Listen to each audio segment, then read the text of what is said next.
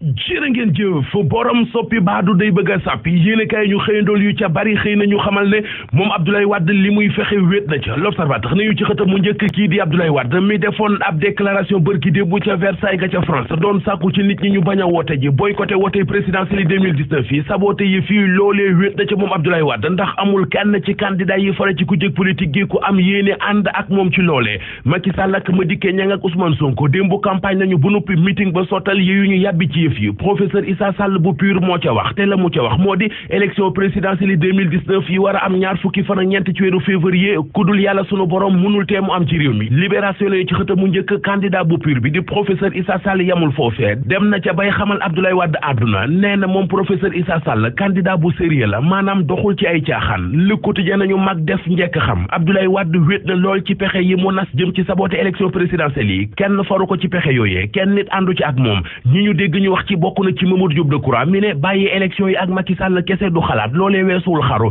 ndax ci élection yi ci la ñu mën a jaare ba jële fi Macky Sall ak nguuram waa yaana maarit li ñu gis ci kàddug Cyril Touré di caat moo di képp ku taxaw naan sénégalais yi boycotté leen élection yi yaag Macky Sall yéen a far ki far ak Macky Sall te umpul kan di ministre intérieur Aly Ngouille Ndiaye ni ñu ci yéenekaay bi Abdoulaye Wade mënuta te ay élection am ci réew mi Vox Populi nañu maître Wade moom rek nar a nekk ci xeex bi ndax li mu bëgg ñi mu ci yaakaaroon bëggale wuñu ko candidat yi fara ci opposition bi ànduñu ak moom Macky Sall moom da koo sax far soofantal ne ba léegi waxul lu ci jëm yéeyulu yàbbi ci dafa mel ni ku yëgul ne Abdoulaye Wade def na déclaration Les Échos nañu maître Wade li mu bëgg a def ñi mu ci yaakaaroon jàppale wuñu ko ca dañ koo wan ginnaaw Sud Quotidien nañu maître Wade recalé journal bi tegal ñu ci ne ku doon laajte faali léegi tey ngoy yegg si Abdoulaye Wade nee nañu tey ji ci alxames ji ci ngoon gi ci lay ñëw ci réew mi La Tribune nañu 6e candidat bi ci wote présidentielle 2019 yi di góor gi mi ngi ñëw L'Observateur nañu bu ñëwee ab marche bu leen lay def ci mbeddi Ndakaaru yi 3 heures ci ngoon ca lay wàcc ci aéroport bu Diass jël autoroute bi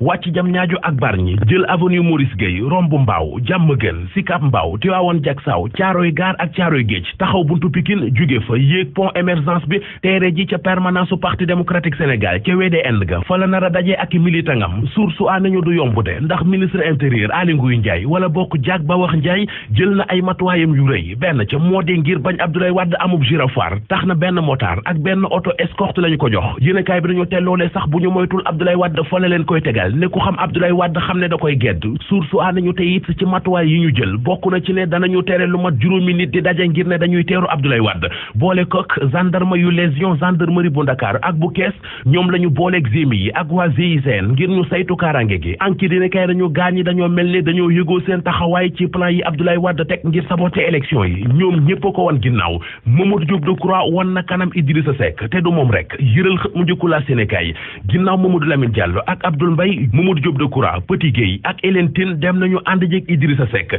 La Tribune nañu ak Bougane Gueye Dany borom gëm sa bopp di Bougane Gueye Dany dem na ci Idrissa Seck coalition Idy 2019 lay jàppale ci présidentielle yi libération nañu carte ga leer na Bougane Gueye Dany gëm sa bopp Idy la gën a gëm ci Sonko. waaw turandoo karo bu baax